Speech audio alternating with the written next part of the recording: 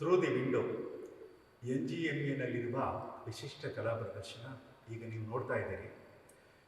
ಈ ಪ್ರದರ್ಶನ ನೋಡಿದಾಗ ನನಗೆ ಅತ್ಯಂತ ಸಂತೋಷ ತಂದ ಹಲವು ವಿಷಯಗಳು ನಾನು ನಿಮ್ಮ ಮುಂದೆ ಹೇಳಬೇಕಾಗುತ್ತೆ. ಬಹುಶಃ ಇದೇ ಮೊದಲ ಬಾರಿಗೆ ಕರ್ನಾಟಕದ ಯಾವುದೇ ಒಬ್ಬ ಕಲಾವಿದನ ಕಲಾಕೃತಿಗಳನ್ನು ಇಷ್ಟು ದೊಡ್ಡ ರೀತಿಯಲ್ಲಿ ವ್ಯಾಪ್ತಿಯಲ್ಲಿ ಸಂಗ್ರಹಿಸಿ ನಮ್ಮ ಇಡೀ ಕನ್ನಡಿಗರ ಮುಂದೆ NGMA ಗ್ಯಾಲರಿ ಇಟ್ಟಿದೆ. ಭಾಳ ಸಂತೋಷ. ನನಗನ್ಸೋದು ಬಹುಶಃ ನಾನೇ ಹಲವಾರು ಕಲಾಕೃತಿಗಳನ್ನು ನೋಡಿರಲಿಲ್ಲ ಈವರೆಗೆ. ಯಾಕೆಂದರೆ ಅವುಗಳು ಇರುವ ಸ್ಥಳಗಳು ನಾವು ಎಷ್ಟೋ ಗೊತ್ತೇ ಇರೋದಿಲ್ಲ. ಇವರು ಎಷ್ಟೊಂದು ಶ್ರಮ ವಹಿಸಿ ತಂದಿದ್ದಾರೆ ಅಂತಂದರೆ, JS ಖಂಡೇರಾವ್ ಎಷ್ಟೊಂದು ದೊಡ್ಡ ಕಲಾವಿದರು ನನಗೆ ಗೊತ್ತು, ಹಲವರಿಗೆ ಗೊತ್ತು, ಬಹುಶಃ ನಿಮಗೂ ಗೊತ್ತಿರ್ಬೋದು. ಈ ಪ್ರದರ್ಶನ ಆಯೋಜನೆ ಮಾಡಿರುವವರಿಗೆ ಈಗ ಗೊತ್ತಿದೆ JS ಖಂಡೇರಾವ್ ಎಷ್ಟೊಂದು ದೊಡ್ಡ ಕಲಾವಿದರು ಅಂತ. ಈ ಪ್ರದರ್ಶನದ ಮೂಲಕ ಇಡೀ ಕನ್ನಡ ನಾಡಿಗೆ JS ಖಂಡೇರಾವ್ ಅವರ ಚಿತ್ರಕ ಸಾಮರ್ಥ್ಯ, ಅವರ ಶ್ರಮ, ಅವರ ಕುಶಲತೆ, ಅವರ ಅಕಾಡೆಮಿಕ್ ಸಾಮರ್ಥ್ಯ ಎಲ್ಲವೂ ಪರಿಚಯ ಆಗುತ್ತೆ ಅಂತ ನಾನು ಹೇಳೋಕ್ಕೆ ಇಷ್ಟಪಡ್ತೇನೆ. ಇದರ ಹಿಂದೆ ಅಂದರೆ ಈ ಕಲಾಕೃತಿಗಳನ್ನು ನಾನು ಮತ್ತೆ ಮತ್ತೆ ಯಾಕೆ ಹೇಳ್ತಾ ಇದ್ದೀನಿ ಅಂತಂದರೆ, ಇದು ಸಣ್ಣ ವಿಷಯ ಖಂಡಿತ ಅಲ್ಲ. ಒಬ್ಬ ಕರ್ನಾಟಕದ ಕಲಾವಿದನ ಬಗ್ಗೆ ನಾನು ನೋಡ್ತಾ ಇರೋದು ಇದೇ ಮೊದಲನೇ ಬಾರಿಗೆ. ಯಾಕೆಂದರೆ ಹೆಬ್ಬಾರು, ವಾಸುದೇವ್ ಮತ್ತು ರೂಮಾಲೆ ಚಂದ್ರಶ್ರೀ ಅವರೆಲ್ಲರ ಕಲಾಕೃತಿಗಳು ಭಾಳ ಕಡೆ ಇದೆ, ಭಾಳ ಸುಲಭವಾಗಿ ನಮ್ಗೆ ಸಿಗುತ್ತೆ. ಆದರೆ ಅಪರೂಪದ ಖಂಡೇರಾವ್ ಅವರ ಕಲಾಕೃತಿಗಳನ್ನು ಇಷ್ಟೊಂದು ದೊಡ್ಡ ವ್ಯಾಪ್ತಿಯಲ್ಲಿ ಮಟ್ಟದಲ್ಲಿ ಮಾಡಿರೋದು ನನಗೆ ಆಶ್ಚರ್ಯ ಮತ್ತು ಸಂತೋಷ ಎರಡೂ ನೀಡುತ್ತೆ. ಸುಬರ್ಣ ಪಾತ್ರ, ದರ್ಶನ್ ಕುಮಾರ್, K. ರೇಖಾ ಇವರುಗಳ ಶ್ರಮ ಬಹಳ ಇದೆ. ಬಹುಶಃ ನನಗನ್ಸುತ್ತೆ ನಾನು ಇಂಥ ಪ್ರದರ್ಶನನ ಆಯೋಜನೆ ಮಾಡೋದು ಸಾಧ್ಯ ಇಲ್ಲ ಅಂತ ಅನಿಸುತ್ತೆ. ನನಗೆ ಸಂತೋಷ. ಅವರ ಸಂಗ್ರಹದ ಕಲಾಕೃತಿಗಳನ್ನು ನಾನು ನೋಡಿ ಅಪರೂಪದ ಹಲವು ಕಲಾಕೃತಿಗಳನ್ನು ಕಣ್ತುಂಬಿಕೊಂಡೆ. ಅವುಗಳ ಮೂಲಕ ಹಲವಾರು ಹೊಸ ನೋಟಗಳನ್ನು ನಾನು ಕಂಡುಕೊಂಡೆ. ಬಹುಶಃ ನಿಮಗೂ ಆ ನೋಟಗಳು ಕಾಣ್ತವೆ ಅಂತ ನಾನು ನಂಬಿದ್ದೇನೆ. NGMAಯ ಎಲ್ಲ ಸ್ನೇಹಿತರಿಗೆ ಧನ್ಯವಾದಗಳು. JS ಖಂಡೇರಾವ್ ಗುಲ್ಬರ್ಗದವರು, ನಮ್ಮವರು. ಭಾಳ ಸಂತೋಷದ ವಿಷಯ ಅಂತಂದರೆ, ನಮ್ಮ ಈ ಸಂದರ್ಭದಲ್ಲಿ ನಾವು ನೋಡುವ ಅತ್ಯಂತ ಹಿರಿಯ ಕಲಾವಿದರು ಅಂದರೆ ಬೆರಳೆಣಿಕೆಯ ಕಲಾವಿದರಲ್ಲಿ ಇವರು ಪ್ರಮುಖರು ಅಂತ ನಾನು ಭಾವಿಸ್ತೇನೆ. ಅಂಥ ಖಂಡೇರಾವ್ ಇವತ್ತು ನಮ್ಮ ಮುಂದೆ ಕುಳಿತಿದ್ದಾರೆ. ನಾನು ಭಾಳ ಸಂತೋಷ ಪಡ್ತೀನಿ. ಯಾಕೆ ಅಂತಂದರೆ, ಖಂಡೇರಾವ್ ಸ್ವಾತಂತ್ರ್ಯ ಪೂರ್ವದ ಪ್ರಜ್ಞೆಯನ್ನು ಮತ್ತು ಸ್ವಾತಂತ್ರ್ಯ ನಂತರದ ವಿಶಿಷ್ಟ ಸಂವೇದನೆಯನ್ನು ಒಳಗೊಂಡಿರೋರು, ಎಲ್ಲವನ್ನೂ ನೋಡಿರೋರು.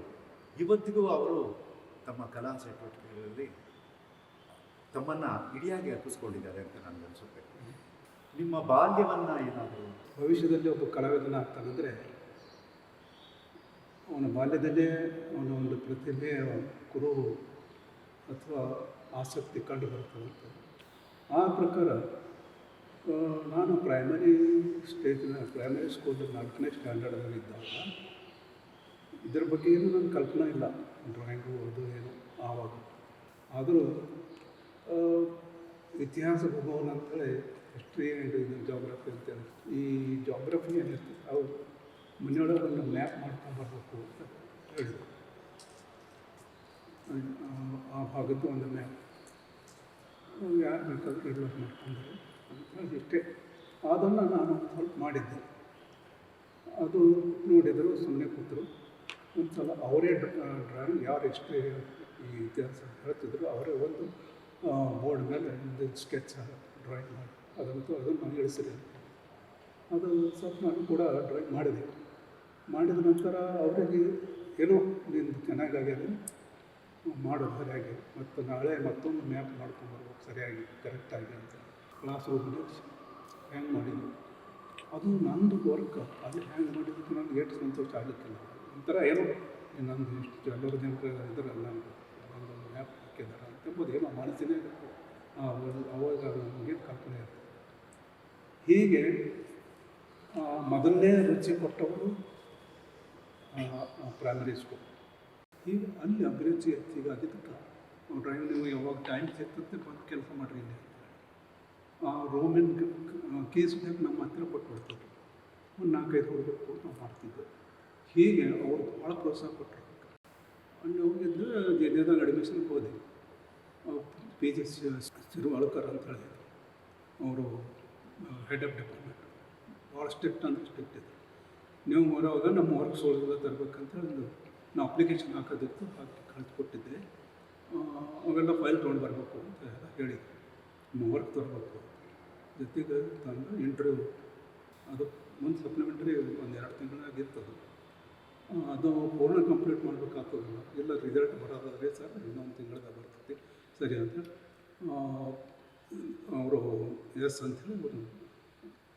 ಆಗ ನಾವು ಸ್ಕೆಚಸ್ ಅದು ಕಂಪಲ್ಸರಿ. ಅದ್ರ ಜೊತೆಗೆ ಏನದ ಅನಾಟಮಿ ಸ್ಟಡಿ, ವುಮೆನ್ ಅನಾಟಮಿ ಅಂದರೆ proportionate of body, entire body, muscles and bones study ಮಾಡ್ಬೇಕಂತ. ಸ್ಟ್ರಕ್ಚರ್ಸ್ ಓನ್ಲಿ, ಈ ಬೈಸೆಪ್ಸ್ ಟ್ರೈಸೆಪ್ಸ್ ಏನೇ ಇರಲಿ, ಬೋನ್ಸ್ ಇದು ಲೋವರ್ ಇದು ಅನ್ನ ಟಿಬಿಯಾ ಇವೆಲ್ಲ ಹೆಸರುಗಳು ಇವೆಲ್ಲ ಇವೆಲ್ಲನೂ ನಾವು ಅನಾಟಮಿ ಸ್ಟಡಿ ಕಂಪಲ್ಸರಿ ಇರ್ತದೆ. ನೀವು ಮುಂದೆ ಯಾವುದೇ ಸ್ಟೈಲ್ ಮಾಡಿರಿ, ನಿಮ್ಮದೇ ಆದ ಒಂದು ವಿಶಿಷ್ಟವಾದ ಶೈಲಿ ಇದ್ದರೂ ಕೂಡ ಅದರದೇ ಒಂದು ಪ್ರಪೋರ್ಷನೇಟ್. ಪ್ರಾರಂಭದಾಗಿದ್ದಾಗೆ ನನಗೆ ನಿಸರ್ಗ ಚಿತ್ರದ ಭಾಳ ಇಂಟ್ರೆಸ್ಟ್ ಇತ್ತು.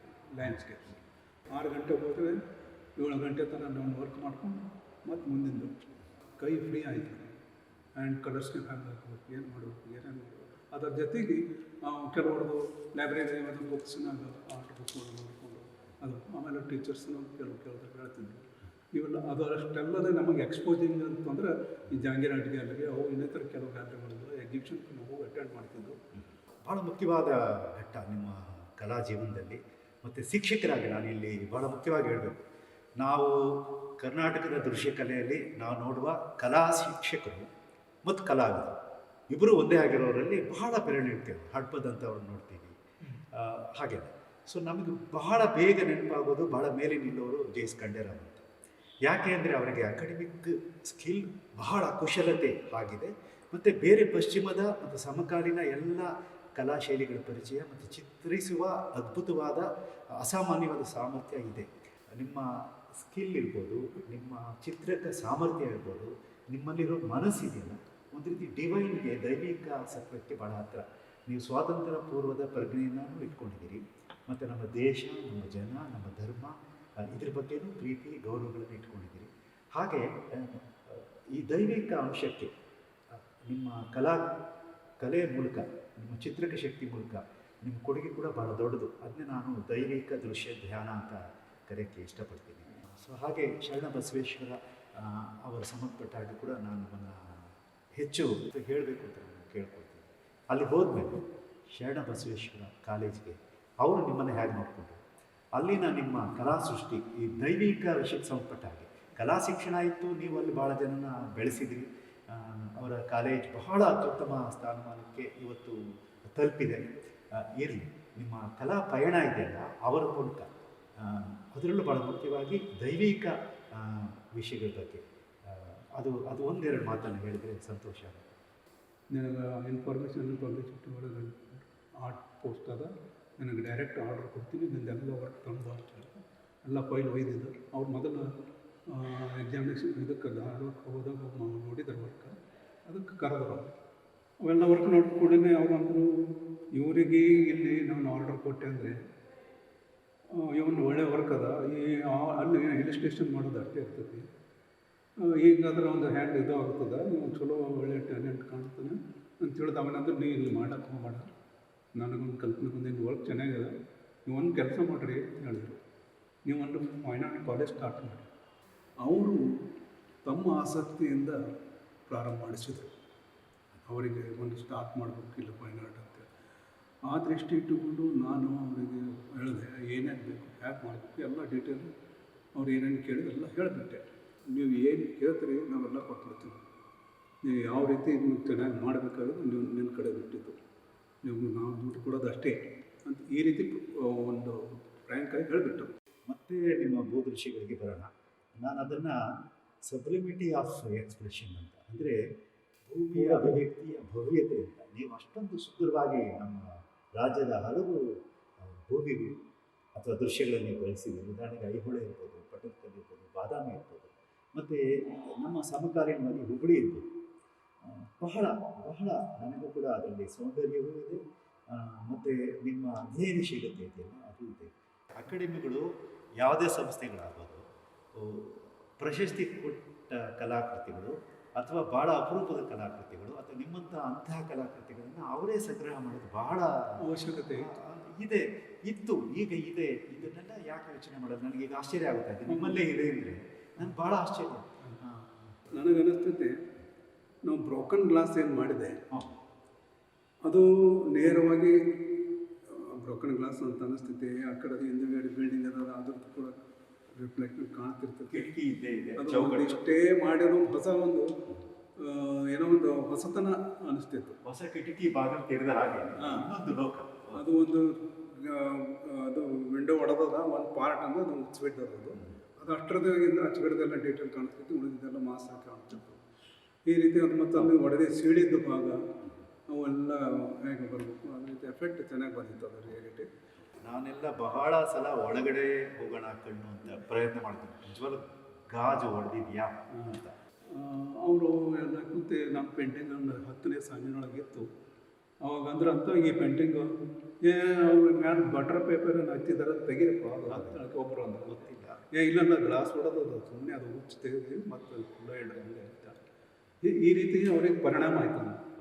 ಇದು ಆ್ಯಕ್ಚುಯಲ್ ಫ್ಯಾಕ್ಟ್ ಇದು. ನನಗೂ ಅನಿಸಿದ್ದುಂಟು ನಿಜ, ಯಾಕೆಂದರೆ ನಾವು ಆ ಥರದ್ದು ಆ ಮೊದಲು ನಾನು ನೋಡಿರಲಿಲ್ಲ ಇಲ್ಲಿ.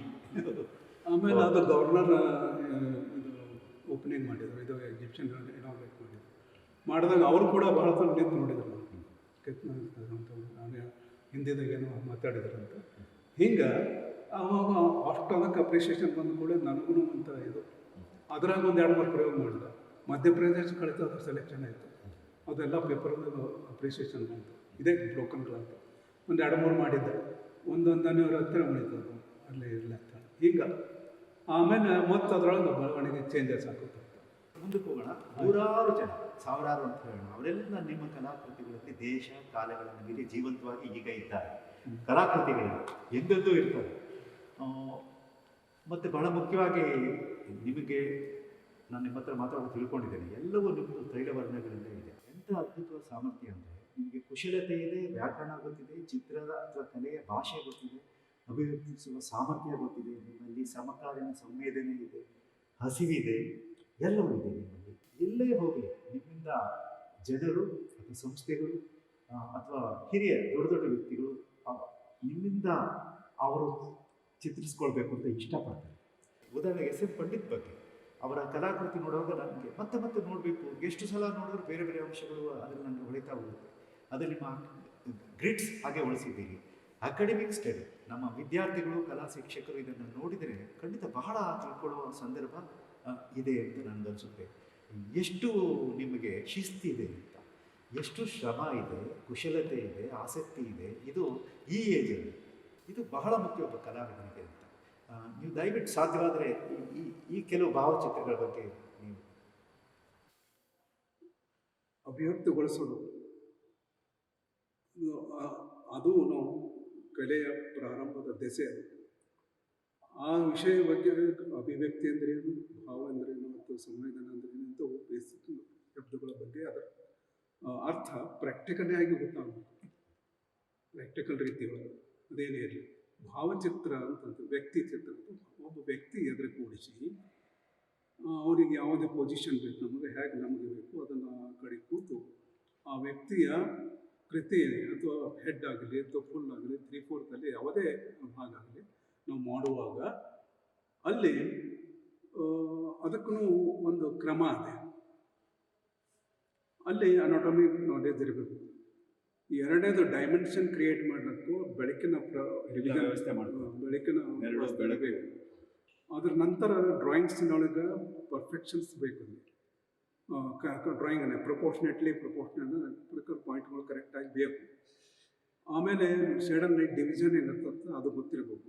ಆಮೇಲೆ ಜೊತೆಗೆ ರಿಫ್ಲೆಕ್ಷನ್ಸ್ ಕೂಡ ಗೊತ್ತಿರಬೇಕು. ಸ್ಟ್ರಾಂಗ್ ಲೈಟ ಮತ್ತು ಅದೊಂದು ರಿಫ್ಲೆಕ್ಟೆಡ್ ಲೈಟ್ ಅಂತ ಎಲ್ಲ ಬರ್ತಿರ್ತಾವೆ. ಅವಾಗ ಅವೆಲ್ಲವೂ ತಿಳ್ಕೊಂಡು ನೀವು ಡ್ರಾಯಿಂಗ್ ಮಾಡಿದಾಗ ಅಥವಾ ಒಂದು ಟೋನ್ ಹಾಕಿದಾಗ ಡೈಮೆನ್ಷನ್ ಕ್ರಿಯೇಟ್ ಆಗ್ತದೆ. ಅವಾಗ ಇಲ್ಲಾಂದ್ರೆ ಆ ಡೈಮೆನ್ಷನ್ ಬರೋದಿಲ್ಲ. ನಿಮಗೆ strong shade and light division ಕರೆಕ್ಟಾಗಿ ಗೊತ್ತಿರಬೇಕು. ಆಮೇಲೆ ಅದರದ್ದು ರಿಫ್ಲೆಕ್ಷನ್ ಲೈಟ್ ಅಂದ್ರೆ ಏನು, ಹೇಗೆ ಅವೆಲ್ಲ ಗೊತ್ತಾಗ್ತದೆ. ಅದ್ರ ಪ್ರಕಾರ ನಾವು ಕಲರ್ ಇಟ್ಕೊತ ಬಿಟ್ರೆ ನಿಮಗದು ಡೈಮೆನ್ಷನ್ ಕ್ರಿಯೇಟ್ ಮಾಡ್ತೀವಿ. ಬರೀ ಚಪ್ಪಟಿಯಾಗಿ ಫ್ಲಾಟ್ ಆಗಿ ಅದು ಅದಕ್ಕೆ ನಾವು ಇದು ಅಂದ್ರೆ ಫ್ಲ್ಯಾಟ್ ಸಮತಳದ ಮೇಲೆ ಟೂ ಡೈಮೆನ್ಷನಲ್ ಸರ್ಫೇಸ್ ಮೇಲೆ 3 ಡೈಮೆನ್ಷನಲ್ ಎಫೆಕ್ಟ್, ಅದು ಭಾಳ ಮಹತ್ವದ್ದು. ಇಲ್ಲಾಂದ್ರೆ ಭಾವಚಿತ್ರ ಅಲ್ಲ, ಚಿತ್ರ ಅಷ್ಟೇ, ಭಾವನೆ ಬರಬೇಕು, ಅದೇ ಎಕ್ಸ್ಪ್ರೆಷನ್ ಬೇಕು. ನಮ್ಮ ಕ್ಯಾರೆಕ್ಟರ್ಸ್ ಕ್ಯಾಚ್ ಅವ ಹಿಂಗೆ ಕೂತಾನಂದ್ರೆ ಸ್ಟಿಟ್ನಾಗ ಕೂತಾನಂತ ಅನಿಸ್ಬೇಕು. ಒಂದು ಹಿಂಗೆ ಕೂತಾನಂದ್ರೆ ಭಾಳ ಉಲ್ಲಾಸನಾಗ ಅಂತ. ಇದು ಏನೇ ಒಂದು ಆ್ಯಕ್ಷನ್ಸ್ ಇಲ್ಲಿ ಭಾವ ಭಂಗಿ ಏನೇ ಇರಲಿ ಅವೆಲ್ಲಕ್ಕೂ ಒಂದೊಂದು ಇದಿರ್ತದೆ. ಹೀಗಾಗಿ ನಾವು ಕ್ರಮವಾಗಿ ಮಾಡ್ಕೋತ ನಮ್ಮಷ್ಟು ನಮಗೆ ತಿಳಿದಿರ್ತದೆ. ಅದನ್ನು ಮಾಡೋ ಒಂದು ಪದ್ಧತಿಗಳು ಏನಿರ್ತವೆ, ಆ ಸ್ಟೆಪ್ಸ್ ನಾಲೆಜ್ ಅವ್ರಿಗೆ ಬಂದಿರ್ಬೇಕಷ್ಟೆ. ಅದನ್ನು ನಾವು ಮನದಟ್ಟವಾಗಿ ತಿಳ್ಕೊಂಡು ಪ್ರಾಕ್ಟೀಸ್ ಮಾಡಿ ತಿಳ್ಕೊಬೇಕಾಗುತ್ತೆ. ಸುಮ್ಮನೆ ಕೇಳ್ಕೆ ತಿಳ್ಕೊಂಡ್ರೆ ಉಳಿಯೋದಿಲ್ಲ. ಅದು ನೀವು ಮಾಡಿದ್ರಾಗೆ ಬರ್ತದೆ. ನಮ್ಮ ಸಬ್ಜೆಕ್ಟ್ ಈಗದೆ ವರ್ಕ್ ಮಾಡಿದಾಗ ಅದು ಅನುಭವ ಬರ್ತದೆ, ಇಲ್ಲಾಂದ್ರೆ ಸಾಧ್ಯನೇ ಇಲ್ಲ. ಇವನ್ ನೀವು ಹೇಳುವ ಇದೆಲ್ಲ ನಮ್ಮ ಚಿತ್ರಸೂತ್ರದಲ್ಲೂ ಇದೆ. ಚಿತ್ರಸೂತ್ರ ನಾವು ನೋಡ್ಬೇಕು. ವಿಷ್ಣು ಧರ್ಮೋತ್ತರ ಪುರಾಣದ ಚಿತ್ರಸೂತ್ರ ಚಾಪ್ಟರ್ ಬರ್ತದ. ಅದ್ರೊಳಗೆ ಕಲೆ ಬಗ್ಗೆ ತೋರಿಸಿದೊಟ್ಟು ಮತ್ತು ಬೇರೆ ಗ್ರಂಥದಾಗಿಲ್ಲ. ಸುಮಾರು 14 ಪ್ರಾಚೀನ ಗ್ರಂಥಗಳದಾಗ ಚಿತ್ರಕಲೆ ಉಲ್ಲೇಖ ಅವ. ಅದರೊಳಗೆ ಚಿತ್ರಸೂತ್ರ ಭಾಳ ಇಂಪಾರ್ಟೆಂಟ್. ಮಾಣಿಕ್ಯಪ್ರಭು ಅಹಮದಾಬಾದ್ ಹತ್ತಿರ ಮಾಣಿಕ್ಯಪ್ರಭು ಒಂದು ದೊಡ್ಡ ಸಂಸ್ಥೆ, ಆ ಮಹಾರಾಜರು ಅಂತ ಇರ್ತಾರೆ.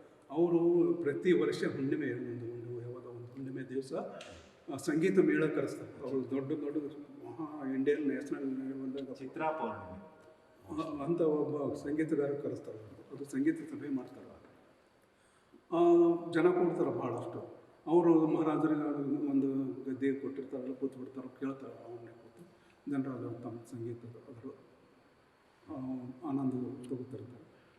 ಒಂದು ಸಲ ನನಗೆ ಆ ಮಹಾರಾಜರ ಮಗ ನನಗೆ ಕರೆಸಿದ್ರು. ಸರ್ ನೀವು ನಾವು ಚಿತ್ರಕೂರು ಮಹಾರಾಜರು ಪೇಂಟಿಂಗ್ ಮಾಡಿರಿ. ನಾನಿಂದ ಈಗ ಅವರು ಕೂತಿರ್ತಾರೆ, ಅವರು ಎಲ್ಲೇ ಅಳ್ಳಾಡೋದಿಲ್ಲ, ಇನ್ನೊಂದು ಒಂದೇ ಸಹಾಯ ಹಂಗೆ ಕೂತ್ಬಿಡ್ತಾರೆ. ಕಳ್ಕೊಂಡು ನೀವು ಮಾಡಿದ್ರೆ ನನಗೆ ಸರಿಯಾಗ್ತದೆ ಅಂತ ಅಂದಿದ್ದು ಸರಿ ಅಂಥೇಳಿ. ಅಂದರೆ ಲೈವ್ ಜನ ಎಲ್ಲ ಲೈವ್ ಒಟ್ಟು ಜನ ತುಂಬ ಸಂಗೀತದ ಕಚೇರಿಗಳ ಮಧ್ಯೆ ಅವರು ಅದು ನಡೀತದೆ. ಇವರು ಹಂಗೆ ಅದನ್ನು ಆ ಕಡೆ ದೃಷ್ಟಿ ಅವ್ರದ್ದು ಆ ಕಡೆ ಅಂತೇಳಿ ನಾನು ಈ ಕಡೆ ನಾನು ಸ್ಟ್ಯಾಂಡ್ ಇಟ್ಟು ಲೈಟಿಂಗ್ ಅರೇಂಜ್ಮೆಂಟ್ ಮಾಡಿ ಅದ್ರ ಮೇಲೆ ಬೆಳಕು ಅದಕ್ಕೆ ಬರಂಗೆ ಮಾಡಿ ನಾನು ಈಸಲ್ ಗೀಸಲ್ ಅಂತ ಅಲ್ಲೇ ಫೈನ್ ಕಾಲೇಜ್ ಹೋಗ್ಬಿಡ್ತಾನೆ ಕೊಟ್ಟು ನಮ್ಮ ಎಲ್ಲ ಸ್ಟೂಡೆಂಟ್ಸ್ ಅಷ್ಟು ಇವನ್ನ ಹೆಲ್ಪ್ ಮಾಡಿ ಆಮೇಲೆ ನಾವು ಪ್ರಾರಂಭ ಮಾಡಿ ಒಂದೂವರೆ ತಾಸು ಆಗಿರ್ಬೋದು. ಅದಕ್ಕೆ ಒಂದೂವರೆ ತಾಸು ಅಷ್ಟರೊಳಗೆ ಅದು ಮುಗೀತು. ಅವಾಗ ಅದು ನನಗೂ ಸ್ವಲ್ಪ ಭಾಳ ಮೂಡ್ ಇರ್ತಿತ್ತು. ಅಂದರೆ ಇಂಟ್ರೆಸ್ಟ್ ತೊಗೊಳ್ತದೆ ಇಮಿಡಿಯೇಟ್ಲಿ. ಫುಲ್ ಕ್ಯಾರೆಕ್ಟರ್ ಕ್ಯಾಚ್ ಮಾಡಿದ ಅದನ್ನು. ಅವರಿಗೊಂದು ಕಣ್ಣು ಮೆಳಗಣಿದೆ. ಅವರು ಸೀರಿಯಸ್ ಒಂದು ಇದರಲ್ಲಿಂದ ಒಂದು ಫುಲ್ ಆ ಕಡೆ ಧ್ಯಾನ ಅನ್ನಂಗೆ ಆ ರೀತಿ ಕೂತಾರೆ. ಇವೆಲ್ಲ ಎಕ್ಸ್ಪ್ರೆಷನ್ ಕ್ರಿಯೇಟ್ ನನಗೆ ಭಾಳ ಸಮಾಧಾನ ಆಗುತ್ತೆ. ಅವರು ಶತಮಾನೋತ್ಸವ ಮಾಡಿದರು. ಅವ್ರ ಫ್ಯಾಮಿಲಿ ಮೆಂಬರ್ಸ್ ಕೂಡಿ ಗುಲ್ಬರ್ಗ ಅಲ್ಲಿಗೆ ಒಂದು ಅವ್ರದ್ದು ಸರ್ ನೀವು ಈ ಸಂದರ್ಭದಾಗ ಅವ್ರದ್ದು ಪೋರ್ಟ್ರೇಟ್ ಮಾಡಿರ್ಕೊಂಡಿದ್ರು, ಹಂಗೆ ಮಾಡ್ಬೇಕಪ್ಪ ಅಂತ. ಇಲ್ಲ ಸರ್ ನೀವೇ ಮಾಡ್ತೀರಿ ಮಾಡಿರಿ ಅಂತ ಕೊಟ್ಟರು. ಸರಿ ಅಂಥೇಳಿ ಆ ಸೈಜ್ ತೊಗೊಂಡು ನಾನು ಅದು ಸ್ಕೆಚ್ ಎಲ್ಲ ಕರೆಕ್ಟ್ ಮಾಡಿಕೊಂಡು ಬ್ಯಾಕ್ಗ್ರೌಂಡ್ ಎಲ್ಲ ಚೇಂಜ್ ಮಾಡಿ ಸ್ವಲ್ಪ ಪಾರ್ಟ್ಗೆಲ್ಲ ಚೇಂಜ್ ಮಾಡಿ ಆಮೇಲೆ ಇದೇನು ಉಳಿದಿದ್ದೆಲ್ಲ ಅದು ಆ್ಯಸ್ ಇಟ್ ಈಸ್ ಅದ್ರಂಗೆ ಮಾಡಬೇಕಂತ ಒಂದು ಭಾಳ ಅಂದ್ರೆ ಒಂದು 8 ದಿವಸ ಟೈಮ್ ತೊಗೊಂಡಿಲ್ಲ. ಕಂಟಿನ್ಯೂ ಮಾಡ್ತಿದ್ದಿಲ್ಲ, ತಲೆಗೆ ಕೊಟ್ಟು ಮಾಡ್ಕೊಟ್ಟು ಅದು 8 ದಿವಸನಾಗ ಏನೋ ಅದೇ ಒಂದು ಅದು ಕಂಪ್ಲೀಟ್ ಆಯಿತು. ಅದು ನನಗೆ ಫುಲ್ ಇಂಟ್ರೆಸ್ಟ್. ಮಾಡಬೇಕಾದ್ರೆ ಸರಿಯಾಗಿ ಮಾಡಬೇಕು ಅಂಬೋದು ನನ್ನ ಉದ್ದೇಶ. ಯಾವಾಗಲೂ ಏನೇ ಮಾಡಿದರೂ ಸರಿಯಾಗಿ ಮಾಡಬೇಕಿಲ್ಲ ಅಂದ್ರೆ ಇಲ್ಲ. ಈಗ ಆ ದೃಷ್ಟಿನ ಭಾಳ ಸೂಕ್ಷ್ಮ ಮಾಡ್ಕೋತ ಇದ್ದಂಗೆಲ್ಲ ಮಾಡಿ ಅದನ್ನು ಮಾಡಿದಾಗ ಎಲ್ಲರಿಗೆ ಭಾಳ ಇಂಪ್ರೆಸ್ ಆಯಿತು. ಅಂಥವು ಪೋರ್ಟ್ರೇಟ್ಗಳು ನಾನು ಎಲ್ಲಕ್ಕಿಂತ ಮೊದಲು ನಮ್ಮ ತಂದೆಯವ್ರದ್ದು ಮಾಡಿದ್ದೆ ಪೋರ್ಟ್ರೇಟ್. ಇಲ್ಲಿ ಅದ ನಮ್ಮ ತಂದೆಯವರು ನಾವು ಭಾಳಷ್ಟು ನೋಡಿರ್ತಿದ್ವಿ. ನಮ್ಮ ಮಗ ನಮ್ಮ ಮನೆ ಕಟ್ಟಿರ್ತಿದ್ದ, ಅದನ್ನು ಮನೆ ಶಾಂತಿ ಸಿಕ್ಕಾಪಟ್ಟೆ ರಿಯಲಿಸ್ಟಿಕ್ ಅಕಾಡೆಮಿಕಲಿ ಪರ್ಫೆಕ್ಟ್ ಆಯಿತು. ಅವಾಗ ನಾನು ಭಾಳಷ್ಟು ನೋಡಿದ ಕಣ್ಣಿರಿದ್ರೆ ನನಗೆ ಕಲರ್ಸು ಅವರು ಒಂದು ಭಾಳ ಇಂಟ್ರೆಸ್ಟ್ ತೊಗೊಂಡು ಒಂದು ಸಣ್ಣದ ಒಂದು ಕ್ಯಾಂಡಿಡೇಟ್ ಪೇಂಟಿಂಗ್ ಇತ್ತು ಫೋಟೋಗ್ರಾಫ್. ಅದ್ರ ಮೇಲೆ ಅದು ಮಾಡಿದೆ. ಅದು ಭಾಳ ಬೇಗ ಮಾಡಿ ನಾನು ಒಂದು 2-3 ದಿವಸನಾಗೆ ಫಿನಿಷ್ ಮಾಡಿಬಿಟ್ಟೆ. ಭಾಳ ಇದು ಆಯ್ತು. ಅದು ಯಾರು ನೋಡ್ತಾರೋ ಅವ್ರಿಗೆ ಇಂಪ್ರೆಷನ್ ಆಗ್ತದೆ. ನನಗೂ ಕೂಡ ಇಲ್ಲಿ ಒಳಗಿನ ಟಿಕ್ ಅದು ಇದು ಇಲ್ಲಿ ನನ್ನ ರೋಡಿ ಅದು ಎಲ್ಲಿ ನನ್ನ ಆಟೋಮನಿ ಎಲ್ಲೇ ಅದು ನನಗೆ ಭಾಳ ಖುಷಿ ಅನ್ನಿಸ್ತದೆ. ಅಂದರೆ ಜನಪದ ಸಂಗೀತ ನೃತ್ಯಗಳನ್ನು ಮತ್ತು ಆಚರಣೆಗಳನ್ನು ನೀವು ಅರಗಿಸ್ಕೊಂಡು ಭಾಳ ಅಪರೂಪಕ್ಕೆ ಚಿತ್ರಿಸಿದ್ದೀರಿ. ಅವುಗಳ ಬಗ್ಗೆ ಕೆಲವು ಮಾತುಗಳನ್ನು ಹೇಳಿದರೆ ತೃಪ್ತಿ ಆಗುತ್ತೆ. ಈ department of culture and human resources ಅಂತ ಡೆಲ್ಲಿ ಕೇಂದ್ರ ಸರ್ಕಾರದ್ದು ಅವರು ಫೆಲೋಶಿಪ್ ಸೀನಿಯರ್ ಆರ್ಟಿಸ್ಟ್ ಫೆಲೋಶಿಪ್ ಅಂತೇಳಿ ಒಂದು ಅವರು ನೋಟಿಫಿಕೇಶನ್ ಬಂದಿತ್ತು. ಅದಕ್ಕೆ ನಾವು ಅಪ್ಲೈ ಮಾಡಿದ್ವಿ. ಅವರು ಅದರೊಳಗೆಲ್ಲ ಇನ್ಸ್ಟ್ರಕ್ಷನ್ ಇತ್ತು. ಒಂದು ಸಿನಾಪ್ಸಿಸ್ ಬರೀಬೇಕು, ಫೋಕ್ ಕಸ್ಟಮ್ಸ್ ಅಂತೇಳಿ ಜಾನಪದ ಸಂಪ್ರದಾಯ. ಆ ಜಾನಪದ ಸಂಪ್ರದಾಯ ಯಾಕೆ ತೊಗೊಂಡೆ ಅಂತಂದರೆ, ಈ ಜಾನಪದ ಈ ಮಾಡರ್ನೈಸ್ ಈಗ ಆಧುನಿಕ ಇದರೊಳಗೆ ಈ ಹಿಂದಿನ ನಂಬಿಕೆಗಳು ಮೂಢನಂಬಿಕೆಗಳು ಅದು ಅಂತ ಅನ್ಕೋತದನ್ನು ಪೂರ್ಣ ಮಾಯ ಆಗ್ತಾಯಿದೆ, ಯಾವುದೂ ಉಳಿತಾ ಇಲ್ಲ. ಅದನ್ನು ನಾವು ಒಂದು ದಾಖಲೆಯಾಗಿ ಒಂದು ರೆಕಾರ್ಡ್ ಆಗಿ ಉಳಿಬೇಕಾಗ್ತಂದ್ರೆ ಒಂದೇ ಒಂದು ಮೀಡಿಯಾ ಅಂದರೆ ಚಿತ್ರಕಲೆ. ನೋಡು, ಪಾರ್ಟ್ ಆಫ್ ನಾರ್ತ್ ಕರ್ನಾಟಕ ಅಷ್ಟೇ ಮುಖ್ಯವಾದ. ಅಲ್ಲಿ ಪುರವಂತರು ಗೊಂದಲ ಹಾಕೋರು, ಗೊಂದಲ ಅಂತ ಮದುವೆ ಟೈಮ್ನಾಗ ಮಾಡ್ತಾರೆ. ಆಮೇಲೆ ಈ ಪೋತರಾಜರು, ಆಮೇಲೆ ಇಲ್ಲಿ ಡೊಳ್ಳಮೇಳ ಮತ್ತು ಕಾಡಿಸಿದರು, ಗಂಗೆ ಕೌಲೆತ್ತು ಅಥವಾ ಗಂಗೆ ಎತ್ತು ಅಂತೀವಿ. ಅದು ಇಂಥವು 14 ಸಬ್ಜೆಕ್ಟ್ ತೊಗೊಂಡು ಅದರೊಳಗೆ ನಾವು ಅದ್ರ ಬಗ್ಗೆ ಇದು ಮಾಡಿ. ಅದರಲ್ಲಿ ಈ ಸಂಪ್ರದಾಯ ಯಾಕಂದರೆ ಅಳಿಸಿ ಹೋಗಿದ್ದು ನಾವು ಮತ್ತೊಂದು ದಾಖಲೆಯಾಗಿ ಉಳಿಸ್ಬೇಕಾದ್ರೆ ನಮ್ಮ ಚಿತ್ರ ಮೀಡಿಯಾನೇ ಮುಖ್ಯ. ಅದಕ್ಕಾಗಿ ನಾನು ಈ ಸಬ್ಜೆಕ್ಟ್ ತೊಗೊಂಡಿದ್ದೀನಿ. ಇದರ ಸಲುವಾಗಿ ನಾವು ಅದರ ಈಗ ಯಾಕೆ ತೊಗೊಂಡಿದ್ರೆ ಅದರಲ್ಲಿ 2 ರೀತಿ ಬರ್ತದೆ. ಒಂದು ಧಾರ್ಮಿಕ, ಮತ್ತೊಂದು ಧಾರ್ಮಿಕ ದೃಷ್ಟಿಯಲ್ಲಿ ಇಟ್ಕೊಂಡು ಒಂದು ಸಂಪ್ರದಾಯ ಇದ್ದರೆ, ಈ ಬದುಕಿಗಾಗಿ ಮನೋರಂಜನೆಕ್ಕಾಗಿ ಇರುವಂಥದ್ದು ಒಂದು ಸಂಪ್ರದಾಯ. 2 ಬರ್ತಾವೆ.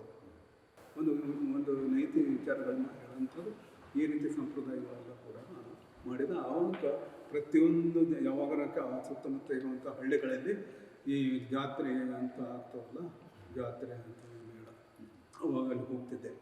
ಅಲ್ಲಿ ಹೋಗಿ ಅಲ್ಲೊಂದು ನೋಡ್ಕೊಂಡು ಅವೆಲ್ಲ ಕಾರ್ಯಕ್ರಮ ಇದುವೆಲ್ಲ ಎಲ್ಲೆಲ್ಲೇನೇ ನಾವು ನೋಡು ಹಲ್ಲಿಗೆ ಬಾರಿಸೋದು, ಡೊಳ್ಳು ಇಂಥವೆಲ್ಲ ನಾವು ಕೆಲವೊಂದು ಸ್ಕೆಚ್ ಮಾಡಿಕೊಂಡು ಕೆಲವೊಂದು ಫೋಟೋಗ್ರಾಫ್ ತೊಗೊಂಡು ಆ್ಯಕ್ಷನ್ ಫೋಟೋಗಳು ಹಿಂಗೆ ತಂದು ಅದನ್ನು ನಾನು ಕಂಪೋಸ್ ಮಾಡಿ ಮತ್ತು ನಮ್ಮದೇ ಒಂದು ಕಲಾಸ್ಕೊಂಡು ಒಂದು ಸ್ಕೆಚ್ ಅದು ಈ ರೀತಿ ಎಲ್ಲ ವಿಷಯಗಳು ಅದೇ ರೀತಿಯೇ ಮಾಡಿದೆ ನಾನು. ಹಳ್ಳಿ ತಿರುಗಾಡಿ ಅಲ್ಲಲ್ಲಿ ಹೋಗಿ ಅವರು ಇರೋ ಎಲ್ಲಿ ವಾಸಿಸ್ತಾರೋ ಅಲ್ಲಿ ಹೋಗಿ ಈ ಕಾಡಿಸಿದ್ರು ಅಂತ ಬರ್ತೈತೆ. ಇಲ್ಲಿ ಎಲ್ಲರೂ ಮಾಡಿ ಕಟ್ಟುಕೊಂಡು ಇರ್ತೈತಿ. ಅವರು ಇದು ಮಾಡ್ತಿರ್ತಾರೆ, ಮಂತ್ರ ಮಾಯ ಮಂತ್ರ ಮಾಡ್ದಂಗೆ ಹಂಗೆ ಹೋಗ್ತಾರೆ. ಮಗಳಿಗೂ ಹುಡುಗರಿಗೆ ಭಾಳ ಆಟ ಆಡಿಸ್ತಿರ್ತಾರೆ. ಭಾಳ ಇಂಟ್ರೆಸ್ಟ್ ಕೊಟ್ಟು ಅವ್ರಿಗೆ ನಗಿಸೋದು ಮಾಡೋದು ಎಲ್ಲ ಮಾಡ್ತಿದ್ರು. ಇದು ಒಂದು ಬದುಕಿನ ಇದು ಅವ್ರಿಗೆ. ಇದ್ರ ಮೂಲ ಭಾಳ ಇಂಟ್ರೆಸ್ಟಿಂಗ್. ನಮ್ಮಲ್ಲಿ ಆದಿಮ ಪ್ರಜ್ಞೆ ಇದೆ, ಭಾಳ ನಮ್ಮ ಪ್ರಿಮಿಟಿವ್ ಇವತ್ತಿಗೂ ಇದೆ. ಹೌದು, ಈಗ ಭಾಳಷ್ಟು ಅಳಿಸಿ ಹೋಗ್ಯಾವ. ಆದರೂ ಕೆಲವೊಂದು ಇಂಟೀರಿಯರ್ ಇನ್ನೂ ಆದರೂ ಹಿಂಗೆ ಆ ಸಂಪ್ರದಾಯದ ಬೆಳೀತು. ಮುಂದೆ ಈ ವಿಷಯ ಮೇಲೆ ಹೆಚ್ಚಾಗಿ ಏನೋ ಪ್ರಯೋಗ ಮಾಡಬೇಕು, ಒಂದು ದೊಡ್ಡ ದೊಡ್ಡ ಪೇಂಟಿಂಗ್ ಮಾಡಬೇಕು ಅಂತೇಳಿ ಈಗ ಅನಿಸ್ತಾ ಇದೆ. ಅವನು ಕೆಲವೊಂದು ಅಂದ್ರೂ ಮಾಡಿದೆ ನೋಡಿ. ಇದೇ ಇಂಟ್ರೆಸ್ಟಿಂಗ್, ಯಾಕೆಂದರೆ ನಿಮ್ಮಲ್ಲಿ ಇನ್ನೂ ಮಾಡೋ ಉತ್ಸಾಹ ಇದೆ. ಇದು ಭಾಳ ಸಂತೋಷದ. ಈಗ ಮಾಡ್ತಾ ಇದ್ದೀನಿ, ಹಂಗೆ ಮಾಡುತ್ತೆ ಏನೋ ಹಿಂಗೆ. ಆಮೇಲೆ ಕಂಡೇರವರೇ, ನಾವು ನಿಮ್ಮ ಅಬ್ಸ್ಟ್ರಾಕ್ಟ್ ಪೇಂಟಿಂಗ್ಸ್ಗಳನ್ನ ಬಣ್ಣ ಭಾವಗಳ ಜೊತೆಗೆ ನಿಮ್ಮ ಮುಖಾಮುಖಿ ಹಲವು ದಶಕಗಳು, ಸುಮಾರು 40-50 ವರ್ಷಗಳು. ಈ ಅಬ್ಸ್ಟ್ರಾಕ್ಟ್ನ ಬಂದಿದ್ದು ಒಂದು ನನಗೆ ಹಿನ್ನೆಲೆ ಇದೆ ಹೇಳಿ. ಒಂದು ಸಲ ನಾನು ಪಿಕ್ಚರ್ಗೆ ಹೋಗಿದ್ದೆ ರಾತ್ರಿ. ಹೋಗಿ ಬರ್ತಾ ಇರಬೇಕಾದಾಗ ರಾತ್ರಿ 9:30 10 ಆಗಿತ್ತು, 10:10. ಆ ಸಂದರ್ಭದಲ್ಲಿ ಸುಮ್ಮನೆ ಹಿಂಗೆ ಕ್ಯಾಸುವಲ್ ಹೊಂಟಿದ್ದು, ಲೈಟ್ ಇದ್ದು ಕೆಲವು ಕಡೆ ಸ್ಟ್ರೀಟ್ನಿಂದ ಹೋಗುವಾಗ ಒಂದು ಮನೆ ವಿಂಡೋ ಒಳಗೆ ಸುಮ್ಮನೆ ಕಣ್ಣು ಹಾಯ್ದು ಹೋಯ್ತು. ಅದು ಪಟ್ನೆ ನನಗೆ ನಿದ್ರಿಸ್ಕೊತ ನಾನು ಅದೇ ಯಾಕೋ ಅರೆ ಏಟ್ ಮಜಾ ಅದ, ಅದು ಒಂಥರ ಏನೋ ಅದ ಇದು ಅಂತ ಏನೋ ಯಾಕೋ ನಿಲ್ಲಿಸಿದಾಗ ಸ್ವಲ್ಪ ಹಿಂಗೆ ನೋಡಿದೆ, ಏನೋ ಒಂದು ಪೆಂಟಿಂಗ್ ಕಂಡಾಗ ಕಾಣ್ತದಲ್ಲ ಅಂಥೇಳಿ ಒಂದು ಫೀಲಿಂಗ್ಸ್. ಅದೇ ವಿಚಾರ ಮಾಡ್ಕೊತ ಹೋಗ್ಬಿಟ್ಟು ಮನೆ ಅದು ನೋಡಿದ್ದು ಮತ್ತು ನೆನಪು ಬರ್ತಿತ್ತು. ಅದು ನೋಡೋಣ, ಇದೊಂದು ಪೇಂಟಿಂಗ್ ಮಾಡಿ ನೋಡೋಣ, ಹಿಂಗೆ ಯಾವುದೇ ರೀತಿ ಬರಲಿ, ಅದರಂಗೆ ಬರಲಿ ಅಥವಾ ಹೇಗೆ ಬರಲಿ ಮಾಡಬೇಕಂತ ಮಾಡಿದೆ. ಎಷ್ಟೋ ಮಟ್ಟಿಗೆ ಅಷ್ಟೇನು ಇದಾಗಲಿಲ್ಲ. ಹಿಂಗೆ ಮತ್ತು ನಾವು ಅಬ್ಸರ್ವ್ ಮಾಡಬೇಕು, ಎಲ್ಲರ ಮತ್ತು ಅದು ವಿಂಡೋ ಮಾಡೋದು ಮಾಡಿದೆ. ಆ ವಿಂಡೋದಾಗ ಕೆಲವು ಭಾಳ ಚೆನ್ನಾಗಿ ಎಫೆಕ್ಟ್ ಆದ. ನನ್ನ ಫ್ರೆಂಡ್ಸ್ ಬಂದಿತ್ತು, ನಮ್ಗಿಂತ ಸ್ವಲ್ಪ ಅನುಭವ ಇದ್ದವ್ರಿಗೆ ಅದು ತೋರಿಸಿದೆ. ಸರ್ ಇದು ಭಾಳ ಮಜಾ ಅದ, ನೀವು ಒಳ್ಳೇದದ, ಭಾಳ ಚೆನ್ನಾಗದ, ಇದು ಮಾಡಿರಿ ಯಾಕೆ ಸರಿ ಅಂತ. ಆವಾಗ ಸಾರ್ಕ್ ಸಮ್ಮೇಳನ ಆಗಿತ್ತು ಬೆಂಗಳೂರಲ್ಲಿ. ಇದು ಚಿತ್ರಕಲಾ ಪರಿಷತ್ದಲ್ಲಿ ಒಂದು ಆರ್ಟಿಸ್ಟ್ ಕ್ಯಾಂಪ್ ಮಾಡಿದ್ರು, 50 ಜನ ಆರ್ಟಿಸ್ಟ್. ಕೆ ಹೆಬ್ಬಾರ್ ಮತ್ತು ಪಿ.ಟಿ. ರೆಡ್ಡಿ ಇಬ್ಬರು ಡೈರೆಕ್ಟರ್ ಆಗಿದ್ದರು. ಅವಾಗ ನಾವು 3x4 ಒಂದು ಕ್ಯಾನ್ವಸ್ ತೊಗೊಂಡಿದ್ದೆ. ಎಲ್ಲರೂ ನಾನು ಇದೇ ರೀತಿ ಏನಾರ ಮಾಡೋಣ ಅಂತೇಳಿ ತಲೆಗೆ ಅದು ಅಂತ ಇತ್ತು. ಅದು ಮಾಡ್ತಾ ಅಲ್ಲೇನೋ ವೈಟೆಲ್ಲ ಯೂಸ್ ಮಾಡ್ತಿದ್ರು ಹೆಚ್ಚ ಮಾಡಿ ಹಂಗೆ ಮಾಡ್ಕೋತಿದ್ದೆ. ಒಂದು 2 ದಿವಸ ಆಗೋದು ಇಬ್ಬರವರು ಹಿಂಗೆ ಆಯ್ತಿರ್ತಿದ್ರು, ಎಲ್ಲ ಕಡೆ ತಿರುಗಾಡ್ತಿರ್ತಿದ್ರು ಎಲ್ಲರೂ ವರ್ಕ್ ಮಾಡ್ಕೊಂಡು. ಒಂದು ಸಲ ಹಿಂಗೆ ನೋಡ್ಕೊತ ಕಂಡರೆ ಗಡ್ಬರ್ರಿ ಅಂತಂದರು. ನನಗೆ ಕರೆದ್ರಪ್ಪ ಅಂತೇಳಿ ಒಂಥರ ಏನೋ ಇದು ಅನ್ನಿಸ್ತು. ಭಾಳ ಒಳ್ಳೆ ಹ್ಯೂಮನ್ ಬೀಯಿಂಗ್, ಭಾಳ ಒಳ್ಳೆ ಮನುಷ್ಯ. ಹಾಂ, ಕರೆದು ಏನು ಮಾಡುತ್ತಿದ್ದಲ್ಲ ಅದು ಏನೋ ಒಂದು ತಂತ್ರಗಾರಿಕೆ ಅಥವಾ ಟೆಕ್ನಿಕ್ ಅದ, ಭಾಳ ಚೆನ್ನಾಗದ, ಅದು ನೀವು ಮುಂದುವರಿಸ್ಬೋದು. ಅದ್ರ ಜೊತೆಗೆ ನೀವು ಸಬ್ಜೆಕ್ಟು ಕೂಡ ತೊಗೊಂಡು ಮಾಡೋದು ಭಾಳ ಸರಿಯಾಗದ ಅಂತ ಇಷ್ಟೇ ಅಂದಿದ್ದಕ್ಕೆ ಮೈ ಚಲ್ಲ ಅಂತ ನಾನು. ಇಂಥ ದೊಡ್ಡ ವ್ಯಕ್ತಿ ಚಲೋ ಅಂದ್ರೆ ಅಂದ್ಬೇಕು, ಅದು ಏನೇ ಇಲ್ಲದೆ ಹೆಂಗೆ ಅಂತಾರೆ, ಯಾವ ದೊಡ್ಡ ವ್ಯಕ್ತಿಗಳು ಸುಳ್ಳು ಅಂತ ಹೇಳೋದಿಲ್ಲ ನಮಗೆ ವಿಶ್ವಾಸ. ಹೀಗಾಗಿ ಅದು ನಾನು ಬಾಂಬೆದಾಗಿದ್ದಾಗೆ ಎಲ್ಲರೂ ನನ್ನ ಪರಿಚಯ ಆಗಿತ್ತು. ಅದು ಅವತ್ತಿನಿಂದ ಮತ್ತೆ ಅದು ಅದೇ ಸಬ್ಜೆಕ್ಟ್ ಜೋರು ಕೊಟ್ಟೆ. ಸ್ನೇಹಿತರೆ, ತಾವು ನೋಡಿದಿರಿ, ಕೇಳಿದಿರಿ, ಜೆ.ಎಸ್. ಖಂಡೇರಾವ್ ಪರಂಪರೆ ಮತ್ತು ಸಮಕಾಲೀನತೆ ಈ ಎರಡರ ಮುಖಾಮುಖಿಯಾಗಿ ನಮ್ಮ ಮುಂದೆ ಇದ್ದಾರೆ. ಅಂಥ ಅಪರೂಪದ ಕಲಾವಿದರು ನಮ್ಮ ನಡುವೆ ಇದ್ದಾರೆ ಅನ್ನೋದು ಕೂಡ ಭಾಳ ಸಂತೋಷ. ಸೊ ಇವರ ಕಲಾ ಪಯಣ ಹಸಿವೆಯನ್ನಿ, ಅಭಿರುಚಿಯನ್ನಿ ಅಥವಾ ಜರ್ನಿಯನ್ನಿ ಅದು ನಿಲ್ಲದೆ ಇನ್ನೂ ಮುಂದುವರಿತಾ ಇದೆ. ಇವರು ಇನ್ನೂ ಬಹುಕಾಲ ನಮ್ಮ ನಡುವೆ ಇರಲಿ, ಸೃಷ್ಟಿಸಲಿ, ಚಿತ್ರಿಸಲಿ. ಇವರಿಂದ ನೂರಾರು ಸಾವಿರಾರು ವಿದ್ಯಾರ್ಥಿಗಳು, ಬಹಳ ಮುಖ್ಯವಾಗಿ ಕಲಾ ಶಿಕ್ಷಕರು ಸ್ಫೂರ್ತಿಯನ್ನು ಪಡೀಲಿ ಅಂತ ಹೇಳಿ ನಾನು ಖಂಡೇರಾವ್ ಅವರಿಗೆ ಧನ್ಯವಾದಗಳನ್ನು ಅರ್ಪಿಸ್ತೇನೆ. ನಮಸ್ಕಾರ.